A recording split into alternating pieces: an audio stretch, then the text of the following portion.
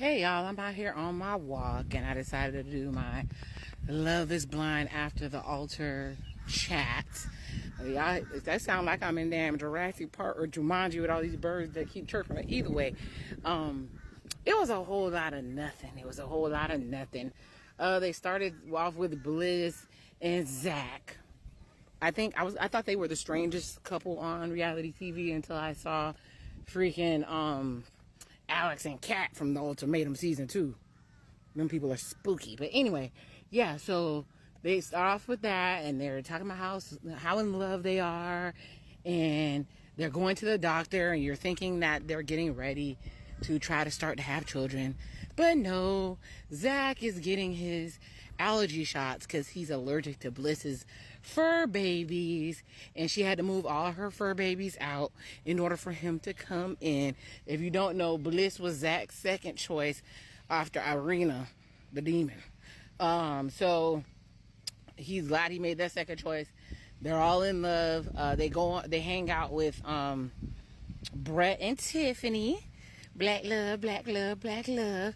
On a regular basis and go on vacations together. They even share rooms. I don't know if it's to save money because they love each other, but they'll put 2 queens in one room to pretty much they even have pictures of the dudes sleeping in double queen beds.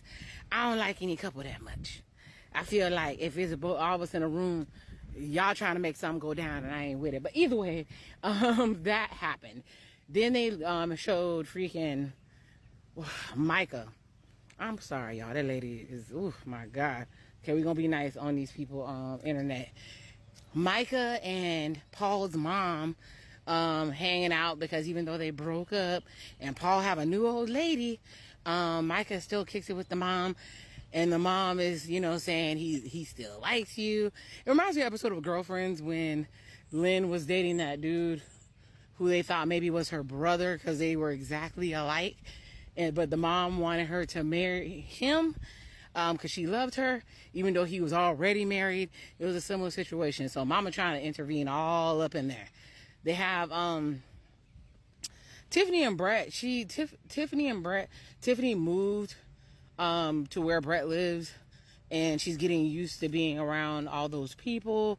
It's a new environment. But, they're in love. They don't get as much shine on this show. I think they tried to make Bliss and Zach the main characters of the show, and it doesn't even make sense because they're super boring. And Tiffany and Brett are boring too. But in actuality, they chose each other on first go round, and they should have been like the scientist and the beautiful black lady that was on there before. I just lost her whole name. Anyways, they should have been that type of hype, but I guess maybe they weren't given enough drama. They showed Kwame and Chelsea, and as usual, Chelsea is mothering Kwame. She's all in his face. I would be stressed out. Even telling him whether to take his shirt off, on or off, the same way she tried to force feed him strawberries during the season. They showed, I guess it was Chelsea's birthday, and Kwame's family came to go spend time with them because it was their anniversary and the birthday. And they all went to have dinner. And Chelsea's family is super loud and happy. I like it. And Kwame's sister showed up. And, the mom is still nowhere to be found. But sister and brother showed up. And the brother is fine, baby. And the sister is pretty. Brought Jollof. And then they tell the story about how Kwame first ate Jollof because they didn't grow up with their mother. Like, the mother left when they were like 6 months old. And when she finally came to get them, they were raised by an uncle. She came to get them. They were 8. And they had to travel without minors. And when she picked him up and got him in the car, that's how he knew that was his mother, because she didn't react to when he was reacting to being picked up by a stranger. And she had 3 containers of Jollof rice for them. And the brother was saying that's the first time he tried that magical elixir, Mountain Dew. So that's probably why Kwame has such mothering issues and puts up with Chelsea. But he always looks kidnapped. Then we have, because I don't have that much time left. Then we have Jackie and Josh. They're living together. She says, my man, my man, my man. She said, I'll kiss his cauliflower ears. all the time. And all they do is pretty much crack on each other. They probably fight in F. I'm not cussing on these people app. And that's what they get out of it. But even when they were moving into the house, and he's like, you look like this nutcracker. You got the same color hair and a mustache. I said, what? I said, oh my gosh. But the only tension they built in the show was when Marshall was going to see Jackie and Josh. And Marshall came in with a woman that looked just like Tiffany. If you don't know, Tiffany apparently was his first connection. And then he told Brett that she might be a better fit for him. So that's how Tiffany and Brett ended up together. But he showed up with a black woman. If you know, you know. Looked just like Tiffany. But she was going to be a doctor. She's going to be, no, she just became a doctor. I think she passed all her clinicals and stuff. Shout out to her. And so he got a woman. So he ain't worried about Jackie. Then they showed Jackie meeting up with Cassia, which apparently was another cast member that Marshall wanted to use that ring that Jackie got to propose to her. She was black. Her and Cassia is cool. They both were laughing over the fact that they both blocked Marshall. All the pettiness in the world. And so they're besties now. And then apparently there's another bestie that Jackie had who was supposed to get married to Josh. So because they were all in the pod, they all basically swapped partners if you think about it. And Josh can't stand the lady that he was supposed to marry. They fell out and said he keeps calling her a clout chaser. But they all get together for that dusty football games where it looked like it should have been Bengay and Icy Hot should have been the sponsor.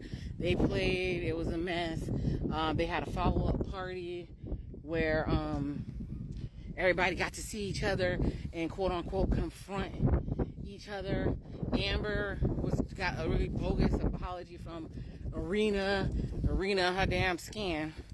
Anyways, we tried to apologize and try to have a moment, and Amber was like, I don't care about none of that.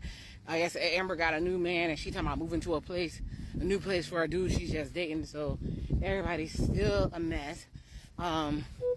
Micah finally tells Paul that she don't even want to be friends because she's not in that space. So that killed that. Like I said, Tiffany and Brett are still happy. Jackie and Josh fall out because the one lady he was supposed to be married to came there, and she was best friends with Jackie and wanted to save the friendship, but Josh keeps blocking it. So they're living in their toxic love.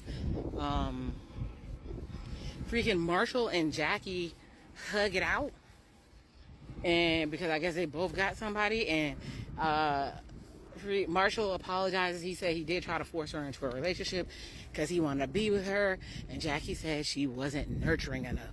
So when a man meets his preference, he's gonna do whatever it takes to keep her. Just like on freaking 90 Day Fiance. I don't know if you know about that lady from Vietnam and the black dude. She treats him like crap, and he puts up with every bit of it because he wants to be together because she's his dream girl. But like I said, not much happened in this after the altar.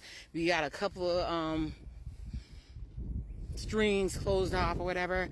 But I thought I'd talk about it real quick on here. So let me know what you thought about the after the altar. Did anything stand out to you?